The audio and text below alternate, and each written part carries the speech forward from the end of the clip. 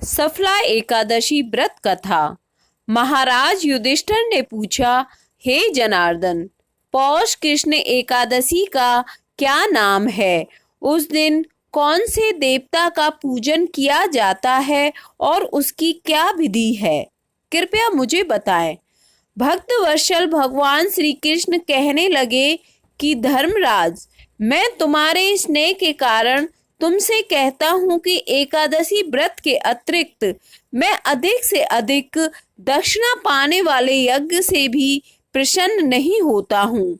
अतः इसे अत्यंत भक्ति और श्रद्धा से युक्त होकर करें। हे राजन, द्वादशी युक्त पौष कृष्ण एकादशी का महात्म्य तुम एकाग्र चित्त होकर सुनो। इस एकादशी का नाम सफला एकादशी है। इस एकादशी के देवता श्री नारायण हैं। विधि पूर्वक इस व्रत को करना चाहिए।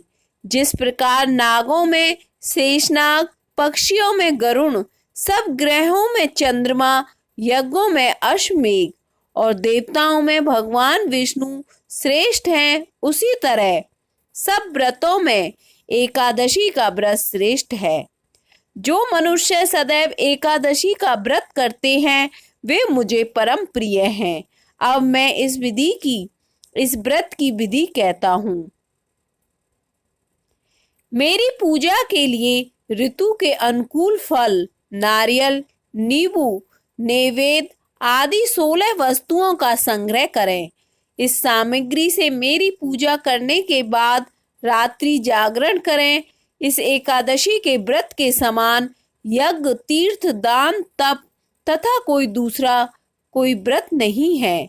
5000 वर्ष तप करने से जो फल मिलता है उससे भी अधिक सफला एकादशी का व्रत करने से मिलता है।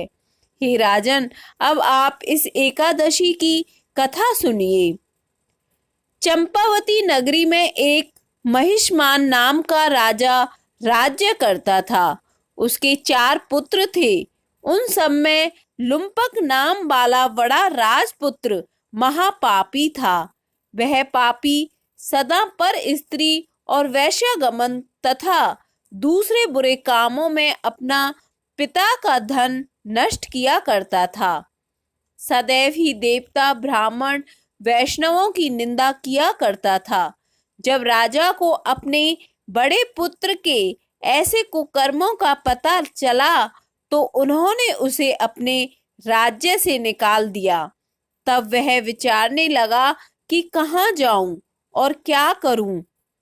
अंत में उसने चोरी करने का निश्चय किया। दिन में वह वन में रहता और रात्रि को अपने पिता की नगरी में चोरी करता था तथा प्रजा को तंग करने और उन्हें मारने का कुकर्म करता। कुछ समय पश्चात सारी नगरी भयभीत हो गई। वह वन में रहकर पशु आदि को मारकर खाने लगा। नागरिक और राज्य के कर्मचारी उसे पकड़ लेते किंतु राजा के भय से छोड़ देते। वन में एक अति प्राचीन विशाल पीपल का वृक्ष था। लोग उसकी भगवान के समान पूजा करते थे। उसी वृक्ष के नीचे वह महापापी लुम्पक रहा करता था। इस वन को लोग देवताओं की क्रीड़ा स्थली मानते थे।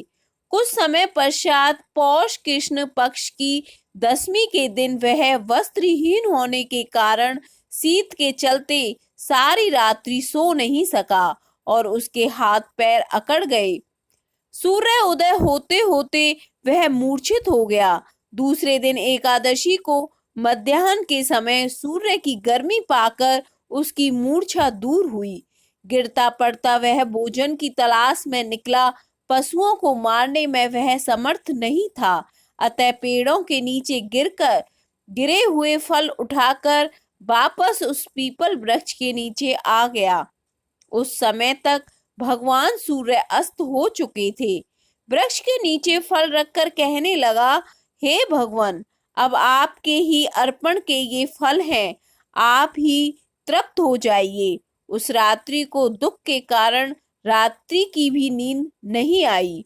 उसके इस उपवास और जागरण से भगवान अत्यंत प्रसन्न हो गए और उसके सारे पाप नष्ट हो गए।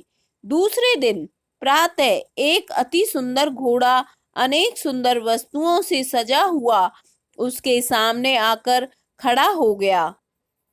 उसी समय आकाशवाणी हुई कि हे राजपुत्र, श्री नारायण की कृपा से तेरे पाप नष्ट हो गए। अब तू अपने पिता के पास जाकर राज्य प्राप्त कर। ऐसी वाणी सुनकर वह अत्यंत प्रसन्न हुआ और दिव्य वस्त्र धारण करके भगवान आपकी जय हो, भगवान आपकी जय हो कहकर अपने पिता के पास गया। उसके पिता ने प्रसन्न होकर उसे समस्त राज्य का भार सौंप दिया और वन का रास्ता लिया।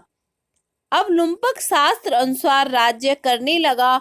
उसके स्त्री पुत्र आदि सारा कुटुंब भगवान नारायण का परम भक्त हो गया। वृद्ध होने पर भी वह अपने पुत्र को राज्य का भार सौंपकर वन में तपस्या करने चला गया और अंत समय में वैकुंठ को प्राप्त हुआ।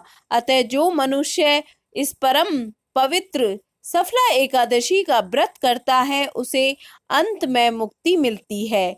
जो नहीं करते वे पूंछ और सींगों से रहित पशुओं के समान है। अतः इस सफला एकादशी के महात्म्य को पढ़ने से अथवा श्रवण करने से मनुष्य को अश्वमेध यज्ञ का फल मिलता है।